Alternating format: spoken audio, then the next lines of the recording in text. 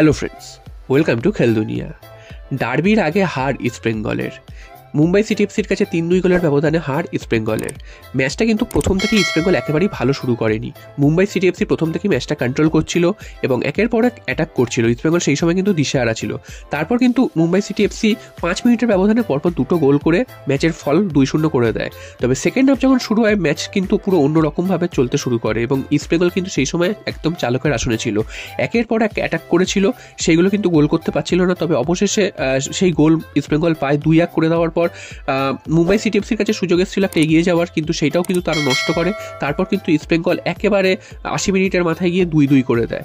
তো তখন মনে হয়েছিল যে পাঞ্জাব এফসি রিপ্লে হতে চলেছে, যে 2-0 গোলে পিছিয়ে ছিল সেখান থেকে 2 গোল দিয়ে ফিরে এসে আবার তারপর গোল চাপিয়ে ইস্ট বেঙ্গল হয়তো জিতে যাবে, কিন্তু না, এবার কিন্তু সেটা আর হলো না। উল্টে কিন্তু মুম্বাই সিটি এফসি আরও একটা গোল করে দিয়ে চলে গেল, যদিও গোলটা একেবারেই ইস্ট বেঙ্গলের দুজন ডিফেন্ডারের ভুলের জন্যই হয়েছে। এক হচ্ছে আনোয়ার আলী এবং আরেক হচ্ছে হিজাজি মাহের। আনোয়ার আলী কিন্তু অবিশ্বাস্যভাবে তিনি একটা বলটা না ধরে তিনি কিন্তু একদম স্লাইডিং ট্যাকেলের ভঙ্গিতে বলটা উড়িয়ে দিতে চেয়েছিলেন, সেটা তিনি মিস করেছেন। তারপর সেইটা বলটা যায় হিজাজি মাহেরের পায়ে। সেই বলটাও কিন্তু তিনি অবিশ্বাস্যভাবে মুম্বাই সিটি এফসির প্লেয়ারের পায়ে তিনি পাস দেওয়ার ভঙ্গিতেই কিন্তু দিয়ে দিলেন, যার ফলস্বরূপ কিন্তু মুম্বাই সিটি এফসি 3-2 গোলের ব্যবধানে এগিয়ে যায় এবং সেই ম্যাচটা থেকে কিন্তু ইস্টবেঙ্গল আর ফিরে আসতে পারেনি। এর ফলে ইস্টবেঙ্গল 3-2 গোলের ব্যবধানে তো হেরে গেলই, সাথে সাথে কিন্তু সুপার সিক্সে যাওয়ার আশাও কিন্তু অনেকটা ক্ষীণ হয়ে গেল, কারণ ইস্টবেঙ্গলকে সুপার সিক্সে যেতে গেলে কিন্তু এই ম্যাচগুলোকে জিততেই হতো বা যেভাবেই হোক পয়েন্ট পেতে হতো। তো সেখান থেকে ম্যাচটা হেরে যাওয়াটা ইস্টবেঙ্গলের জন্য যথেষ্ট খারাপ একটা সংকেত। এবং ইস্টবেঙ্গলের সাথে যেসব টিমগুলো কম্পিট করছে সুপার সিক্সে যাওয়ার, তারা কিন্তু পরপর জিতে চলেছে। তো ইস্টবেঙ্গল কিন্তু আরও চাপে পড়ে গেল, সেটা কিন্তু বলাই যায়।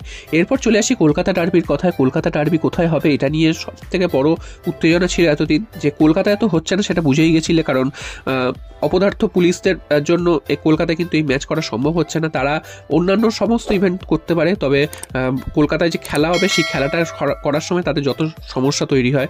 তো যাই হোক, কিছু করার নেই, সেই ম্যাচটা কিন্তু সরিয়ে নিয়ে যাওয়া হচ্ছে গুয়াহাটিতে এবং গুয়াহাটিতে সেই ম্যাচটা অনুষ্ঠিত হবে নির্দিষ্ট দিনে নির্দিষ্ট সময়, অর্থাৎ 11ই জানুয়ারি সন্ধ্যে 7:30 থেকে। এবং সেই মাঠটা কিন্তু মোহনবাগানের যে খুব একটা পছন্দ ছিল তা নয়। মোহনবাগান চেয়েছিল গুয়াহাটিতে করার বা জামশেদপুরের মাঠে করার। তো জামশেদপুরের মাঠে মোহনবাগান করতে চেয়েছিল, তবে জামশেদপুরের খেলা থাকায় সেই মাঠ তারা কিন্তু পায়নি। ভুবনেশ্বরে একটা অপশন ছিল, তবে ভুবনেশ্বরে মোহনবাগান খেলতে চায়নি। শেষ পর্যন্ত কিন্তু গুয়াহাটির মাঠটাই তাদেরকে নিতে হয় এবং গুয়াহাটিতেই কিন্তু আগামী 11 তারিখ ডার্বি অনুষ্ঠিত হতে চলেছে এবং সেই ম্যাচটা কিন্তু নির্দিষ্ট সময়তেই হবে। এরপর চলে আসি মোহনবাগানের খবরে। তো মোহনবাগান কিন্তু আজ থেকে আবার অনুশীলন শুরু করে দিল ডার্বির জন্য এবং এতদিন কিন্তু তারা ছুটিতে ছিল, যদিও দুজন প্লেয়ার অর্থাৎ দিমিত্রি পেটাটস এবং গ্রেগ স্টুয়ার্ট তারা কিন্তু একা একা প্র্যাকটিস করেছে, এই ভিডিও দেখা গেছে। আজ থেকে পুরো দল আবার প্র্যাকটিস শুরু করে দিল। প্রত্যেকেই মোটামুটি সুস্থ রয়েছে, একমাত্র আশিক কুরুনিয়ান ছাড়া। আশিক কুরুনিয়ান তিনি কিন্তু সেই চোটগ্রস্ত হয়ে মাঠের বাইরেই রয়েছেন, তিনি হয়তো ডার্বি ম্যাচেও অ্যাভেলেবেল থাকবেন না, তবে বাকি সব প্লেয়ারাই কিন্তু অ্যাভেলেবেল থাকবেন, এটাই কিন্তু শোনা যাচ্ছে। এটা কিন্তু মোহনবাগানের জন্য একটা ভালো খবর এবং মোহনবাগান বেশ অনেকটা সময় পাচ্ছে। ডার্বির আগে লাস্ট খেলেছিল 2 তারিখ, তারপর কিন্তু সেই 11 তারিখ ডার্বি, অর্থাৎ বেশ অনেকটা সময় পাচ্ছে মোহনবাগান। এবং এই 2-3 দিন কিন্তু তারা একটা ছুটিও পেয়েছে, সেখান থেকে একটা রিল্যাক্স হয়ে তারা ফিরে এসছে এবং তারপর কিন্তু এখনও কিন্তু 1 সপ্তাহ প্র্যাকটিস করার সময় পাবে। তো সব মিলিয়ে মোহনবাগান এই অ্যাডভান্টেজটাকে নেওয়ার চেষ্টা করবে ডার্বিতে।